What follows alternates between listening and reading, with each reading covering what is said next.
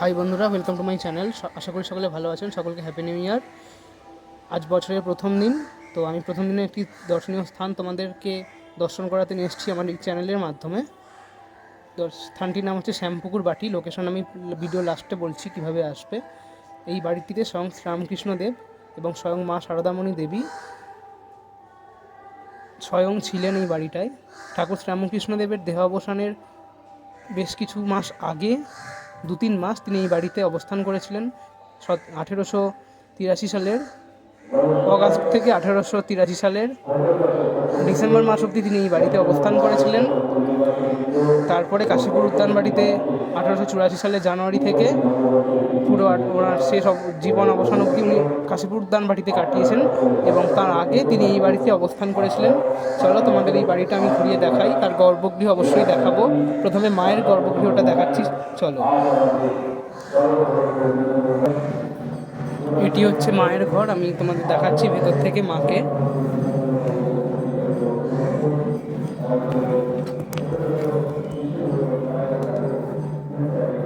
মা এই ঘরটিতেই থাকতেন, খুবই ছোট ঘর। তোমরা মাকে দর্শন করো। এই ঘরটিতে মা স্বয়ং থাকতেন।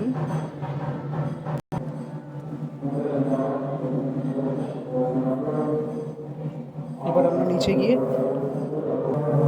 ঠাকুরের গর্ভগৃহ দর্শন করাবো তোমাদেরকে।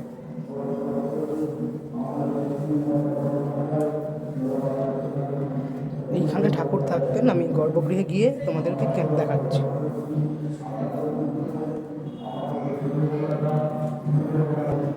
এই ঘরটিতে ঠাকুর থাকতেন। এখানে ঠাকুরের 16 জন পার্ষদদের ফটোচিত্র দেয়ালে অঙ্কন করা রয়েছে। এই ঘরে ঠাকুর স্বয়ং থাকতেন, তোমরা দেখতে পাচ্ছ। ঠাকুর মা স্বামীজি এবং মা দক্ষিণাকালী। ঠাকুর এখানে তার ভক্তদেরকে মা দক্ষিণাকালীর রূপ দর্শন করিয়েছিলেন তার নিজের মধ্যে। সেক্ষেত্রে এখানে কালী পূজাও ধুমধাম করে পালন করা হয় এবং ফলহারিণী কালী পুজো এবং দিবান্বিতা কালী পুজো, এই দুটো কালী পুজো খুব ধুমধাম করে পালন করা হয়।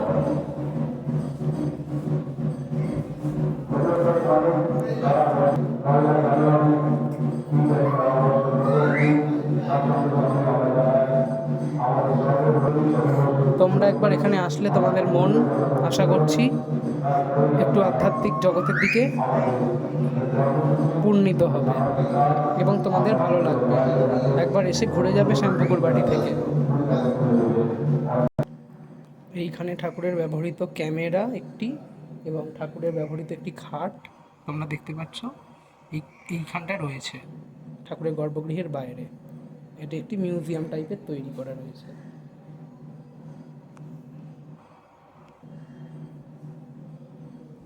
এই খাটটিতে ঠাকুর স্বয়ং অবস্থান করেছিলেন এই বাড়িতে থাকাকালীন এবং এই ক্যামেরা দিয়ে ঠাকুরের নিজস্ব ছবি তোলা হয়েছিল তখনকার দিনে। এটি হচ্ছে ঠাকুরের কল্পতরু অবতার যখন হয়েছিলেন 1 জানুয়ারি 1884 সালে, সেটির একটি ফটো।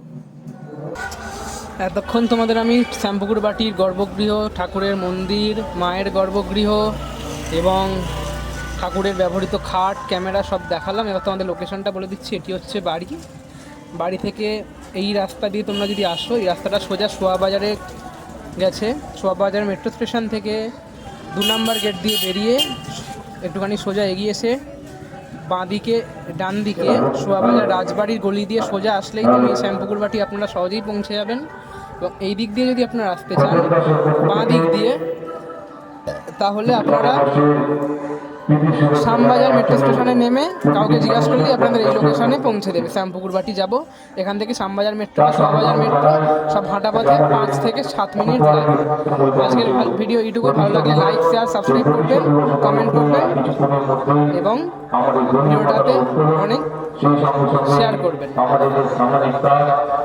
অঞ্চলের শিশু এবং মায়েদের হাতে